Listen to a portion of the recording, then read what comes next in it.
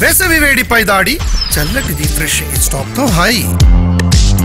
సూర్యాపేట జిల్లాలోని జాన్ పహాడ్ ఎత్తిపోతల ప్రాజెక్టు నిర్మాణ పనులను మంత్రి ఉత్తమ్ పరిశీలించారు. బీఆర్ఎస్ పాలన వల్లే తెలంగాణ ప్రజలు, రైతులు ఇబ్బందులు పడుతున్నారని మండిపడ్డారు.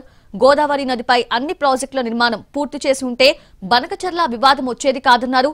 ఇచ్చంపల్లి వద్ద కేంద్రం ప్రాజెక్టు నిర్మిస్తామంటే కేసీఆర్ సహకరించలేదన్నారు.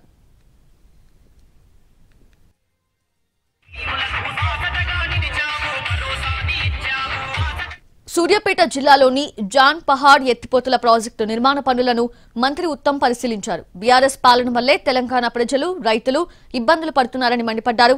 గోదావరి నదిపై అన్ని ప్రాజెక్టుల నిర్మాణం పూర్తి చేసి ఉంటే బనకచర్ల వివాదం వచ్చేది కాదన్నారు.